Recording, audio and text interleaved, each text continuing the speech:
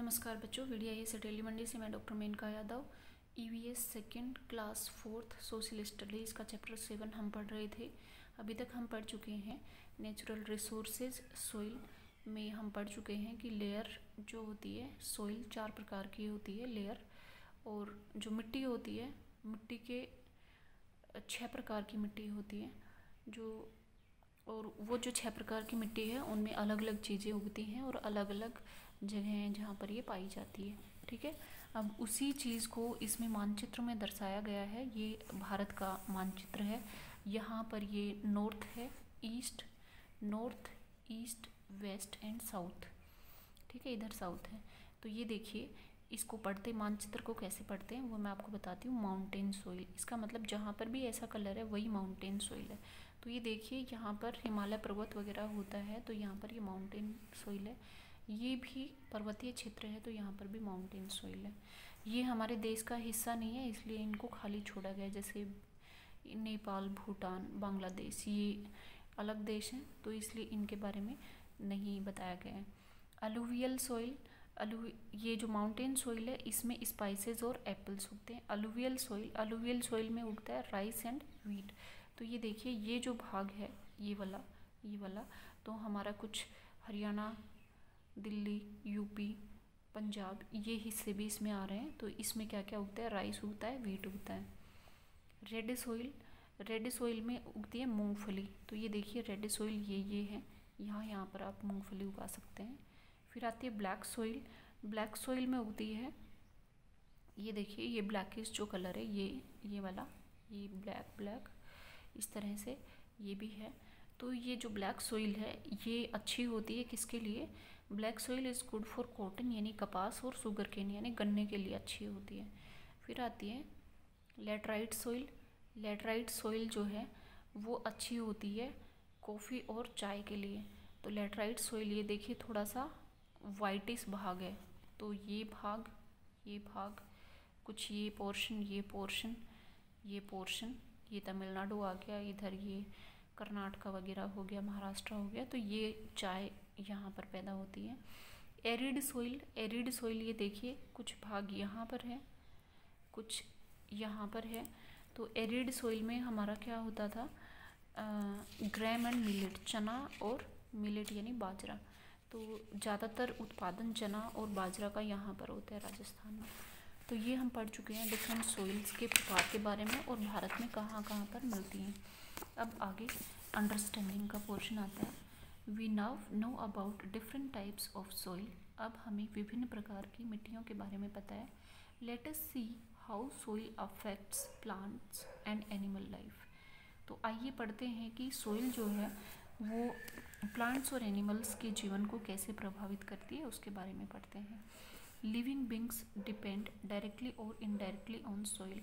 Living beings मतलब जो भी जीव जंतु हैं, जीवित चीज़ें, वो किस पर डिपेंड करती हैं? सॉइल पर। डायरेक्टली यानी प्रत्यक्ष या परोक्ष रूप से, या तो सीधे तौर पर या फिर किसी के थ्रू सॉइल पर डिपेंड करती हैं।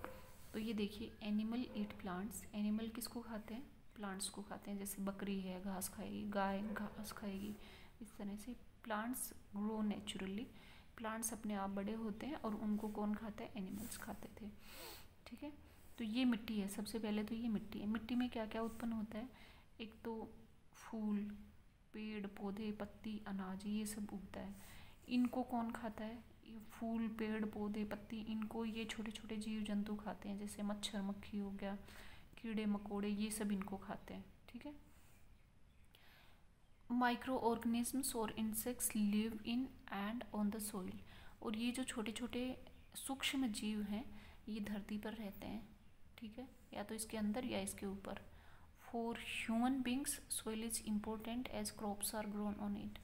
तो मानव जाति के लिए भी सॉइल इम्पोर्टेंट है क्योंकि फसल हमारे लिए यहीं से मिलती है, उगती है, जिसको हम खाते हैं। अब ये जो कीड़े मकोड़े होते हैं इनको क्या क्या खाते हैं? जैसे मेंढक, मुर्गा और पक्षी, वो इन कीड़े मकोड़ों को खा जाते हैं। ठीक है, और ये जो कीड़े मकोड़े हैं जैसे बर्ड्स, एनिमल्स एंड ऑल, इनको कुछ एनिमल्स होते हैं जो इनको खा जाते हैं। बड़े एनिमल्स जैसे सांप हो गया और दूसरे बाज हो गया, वो इनको खा जाते हैं। और अभी देखिए, ये जो पृथ्वी पर जो कुछ भी उगता है उसको ये एनिमल्स खाते हैं। जैसे बकरी हो गया, भेड़, बकरी, ये सब पेड़ पौधे खा जाते हैं और हमें दूध देते हैं। तो इस तरह से हर कोई एक दूसरे पर डिपेंड कर रहा है और सब चीज़ें पृथ्वी से ही आ रही हैं, सोइल से ही आ रही हैं। अब आता है सोइल इरोजन। सोइल इरोजन मतलब धरती का उखड़ना, यानी जो ऊपर की मिट्टी वाली परत है जो उपजाऊ है उसके उखड़ने को सोइल इरोजन बोलते हैं।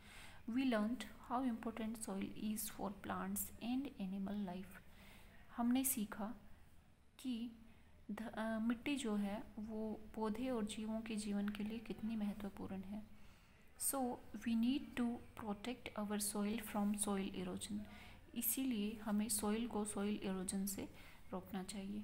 Soil erosion is washing by water और blowing away by wind.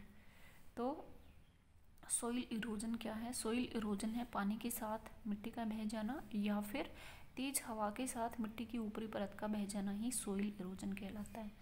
Of the top soil on the surface of the earth, यानी सबसे ऊपर की परत है या तो पानी के साथ बह जाएगी या फिर मिट्टी के साथ कट के हवा के साथ बह जाएगी या पानी के साथ कटाव होकर चली जाएगी, उसी को सॉइल इरोजन बोलते हैं।